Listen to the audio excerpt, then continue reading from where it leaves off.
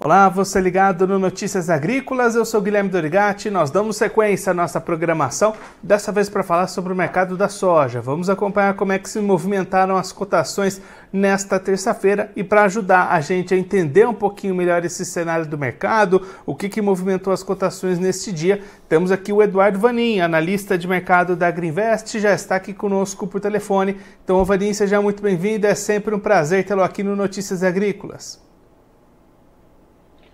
Boa noite. Boa noite. Meio perdido ainda. Boa tarde, Guilherme. Boa tarde a todos. Excelente ano novo para nós todos. Vanin, o que influenciou a soja neste primeiro pregão de Chicago de 2024? Movimentações negativas nessa terça-feira, né? Bom, posso citar 3 pontos. O primeiro é a Sinograin, que é a gestora das reservas na China. Ela vinha comprando bastante soja nos Estados Unidos, um dos únicos compradores, não o único, mas o grande peso, ela vinha comprando soja americana para suas reservas.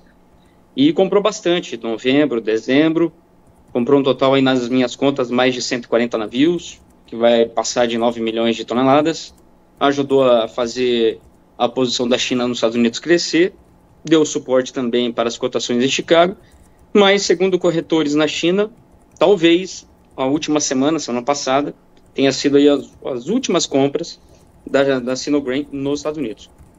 E aí gera um ponto negativo porque a Sinograin vinha comprando essa soja americana, muito mais por uma motivação política do que econômica, porque a soja americana é muito cara comparada ao Brasil, à Argentina, especialmente a Argentina, porque também a finalidade da compra na Argentina é para reserva.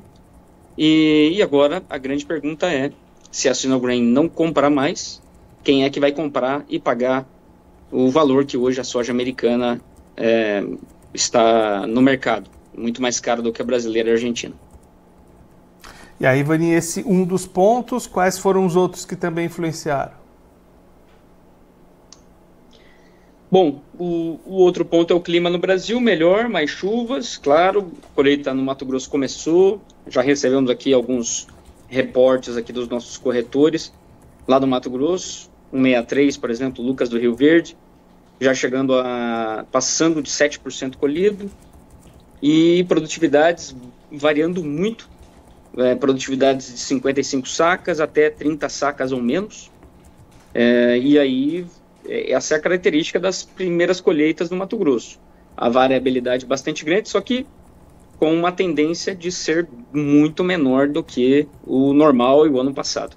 Esse é o ponto. O clima melhorou, mas agora vamos ver como é que vem a colheita no Mato Grosso, que é o pior caso que o Brasil vai ter, o pior cenário. E, claro, o mercado se preparando para a Conab, para o USDA, essas revisões que nós vamos ter. O IMEA, que vai trazer também uma atualização do Mato Grosso.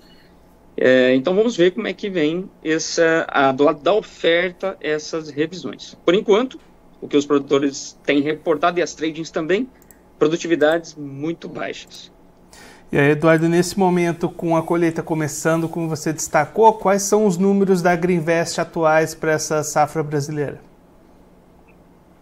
Bom, começamos lá em outubro com 162 milhões e 300, novembro 155.400 e agora dezembro 152,5, com um viés de baixa.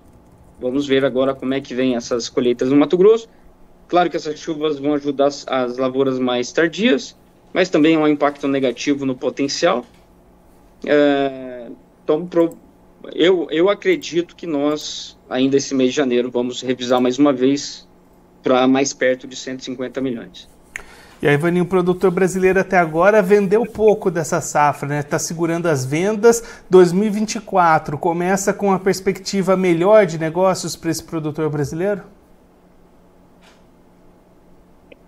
Bom, para aqueles que optaram pela estratégia, e nós comentamos ao vivo com vocês e com outras também, a estratégia para esse ano seria o contrário do ano passado. O ano passado foi o chamado Operação Caixa, você vender o físico ali no começo do ano e fazer seguros de alta na Bolsa de Chicago. Esse ano, o que está negativo é a Bolsa de Chicago, por motivos que já não são novos, eles já vêm de algum tempo. Eu posso citar dois aqui. O primeiro é a logística americana muito cara e ineficiente, isso não vai mudar no curto prazo. Uma soja brasileira muito mais barata, e essa concorrência com o Brasil e com a Argentina, e a Sinogreen praticamente o único comprador da soja americana, e aí vem, como eu comentei no começo, a possibilidade dela parar de comprar. Portanto, Chicago tem o seu momento negativo, que a gente está vendo agora. Então, para aqueles produtores que nesse ano optaram pela chamada estratégia, custo e carrego ou long basis, é o que está dando certo. Que seria segurar a soja, mas ao mesmo tempo vender os futuros da soja na Bolsa de Chicago e o câmbio também.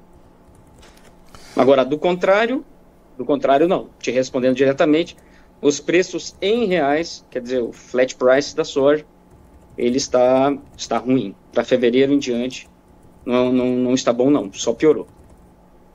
E aí, Vanim, com essa paralisação das compras da China lá nos Estados Unidos que você comentou, o produtor brasileiro pode, de alguma forma, aproveitar isso e turbinar um pouquinho as exportações para esse ano de 24? Olha, o ponto agora, a demanda ela está muito quieta nesse momento. O discurso que o Xi Jinping fez na virada do ano não foi nada bom. Bolsas na China começaram o ano já caindo novamente. Quer dizer, a demanda por lá não promete muito, pelo menos por enquanto. Lá na frente a gente pode ver uma situação melhor, mas isso a gente vai ter que esperar e olhar alguns fatores que, se eu fosse comentar aqui, vou me alongar. Mas o ponto é o seguinte, que o ponto importantíssimo é agora a revisão da oferta, como é que vai vir, primeiramente, o IMEA, falando do Mato Grosso, a própria Conab, quanto que vai ser revisado, e o USDA. Eu acredito, e o mercado também, por isso que o mercado está reagindo dessa forma, para baixo, que o USDA e também a Conab, que são aí os indicadores que o mercado, todo o mercado olha, não vão ser agressivos, eles não vão trazer grandes revisões. Eu imagino que os dois, Conab e USDA, vão trazer produção brasileira para alguma coisa perto de 158 milhões. Aí não muda muito a história. Não muda muito o quadro que nós temos nesse momento. Apesar do mercado, das tradings, inclusive, já com uma média abaixo desse número, 158 milhões, as consultorias também, exemplo da Greenvest. Então, apesar disso tudo, eu não acredito que a Conab e o USDA vão ser agressivos o suficiente. Vanim, muito obrigado pela sua participação, por ajudar a gente a entender um pouquinho melhor essas movimentações do mercado. Se você quiser deixar mais algum recado, destacar mais algum ponto para quem está acompanhando a gente, pode ficar à vontade. Bom, esse mês de janeiro, como comentei, tem uma agenda importante que começa com a Conab, dia 10, depois o USDA, dia 12, temos o IMEA também, temos as colheitas que vêm sendo reportadas no Mato Grosso. Também do lado macro nós temos um ponto bem importante, crítico, talvez não para agora, a curto prazo, mas para a evolução das coisas como a gente tem visto, que é o caso das eleições lá em Taiwan, dia 13. Então nós teremos, Taiwan vai ter eleições presidenciais e nós temos três candidatos, sendo um deles com um perfil mais separatista. Inclusive, esse rótulo foi dado pelo próprio Xi Jinping no discurso que ele fez domingo. Esse ponto é bem importante. Até o Xi Jinping alertou a população lá de Taiwan sobre para eles terem consciência em quem eles vão votar, no sentido de trazer mais tensão para essa região. Portanto, nós vamos caminhando para 2024, nós temos aí uma separação China-Ocidente que começou e não está e continua, ela continua evoluindo. Isso não é bom para a demanda e pode trazer volatilidade em algum sentido. Aí nós temos também essa guerra de Israel e Hamas, Israel cada vez recebendo menos apoio. Tudo isso é negativo para a demanda. E isso é o que os fundos estão vendo hoje. O mundo crescendo menos, todas essas questões geopolíticas, uma China com uma grande dificuldade de ganhar ritmo na recuperação. Então, o ano 2024 começa com uma agenda importante, E para nós do agro, importante também acompanhar essa situação China-Taiwan, dia 13, além do nosso calendário para os grãos. Vanin, mais uma vez, muito obrigado. A gente deixa aqui o convite para você voltar mais vezes e a gente seguir acompanhando as movimentações do mercado e os preços da soja aqui no Brasil e também no cenário internacional. Um abraço e até a próxima. Até a próxima. O Eduardo Vanin, analista de mercado da Agrinvest, conversou com a gente para mostrar como é que foram as movimentações da soja na Bolsa de Chicago nesta terça-feira, primeiro pregão de 2024. O Vanin destacando um enfraquecimento da demanda chinesa pela soja dos Estados Unidos, e isso derrubou os preços nas cotações lá em Chicago. E aí, a partir de agora, o Vanin destacando um janeiro com muitas informações importantes que podem mexer com o mercado daqui para frente. As primeiras delas olhando mais para a questão da oferta, revisões importantes nas produções, principalmente aqui do Brasil, Conab no dia 10, USDA no dia 12, e essas novas perspectivas podem mexer com o mercado, apesar de que o Eduardo Vanin espera movimentações, cortes tímidos nessas perspectivas de oferta dos órgãos oficiais, apesar de muitas consultorias, inclusive a própria Agrinvest, já estimarem perdas maiores do que as consideradas por estes órgãos oficiais. Outro ponto de bastante atenção ainda no mês de janeiro, dia 13, eleições presidenciais em Taiwan. Isso pode mexer com a política chinesa, relações da China com o Ocidente, e aí mudar mais uma vez essa relação da demanda chinesa pela soja internacional. Então, muitos pontos de atenção ao longo deste mês de janeiro para definir os próximos rumos do mercado da soja, os preços, as cotações, inclusive para o produtor brasileiro que está começando essa colheita neste momento. Ainda tem muita coisa para avançar colhendo nesta safra 23-24, e essas movimentações vão impactar bastante na comercialização daqui para frente. Agora, antes da gente encerrar, vamos verificar como é que ficaram as cotações da Bolsa de Chicago nesta terça-feira. Começando pela soja, você vai acompanhar os preços aí na tela, movimentações fortemente negativas, como o Eduardo Vanin explicou aqui pra gente. Janeiro 24, valendo $12,73 o bushel, queda de 20 pontos. O março 24 caiu 24,50 pontos, foi cotada a $12,73 o bushel. Maio 24 valeu $12,80 o bushel, perda de 26,50 pontos. E o julho 24 valeu $12,86 o bushel, perda de 26,25 pontos. Agora as cotações do milho que também recuou nesta terça-feira. Março 24 valeu $4,64 o bushel, perda de 6,75 pontos. O maio 24 valeu $4,77 o bushel, perda de 6,25 pontos.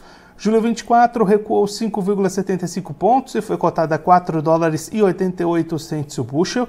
E o setembro 24 valeu $4,91 o bushel, perda de 5,25 pontos. Agora, para encerrar o trigo, que também teve movimentações negativas neste primeiro pregão do ano. Maio 24 valeu $6,20 o bushel, perda de 19 pontos. O julho 24 recuou 18,50 pontos e foi cotada a $6,27 o bushel. E o setembro 24, $6,38 o bushel, perda de 17,50 pontos. Agora eu vou ficando por aqui, mas a nossa programação volta a qualquer momento. Notícias agrícolas, informação agro-relevante e conectada.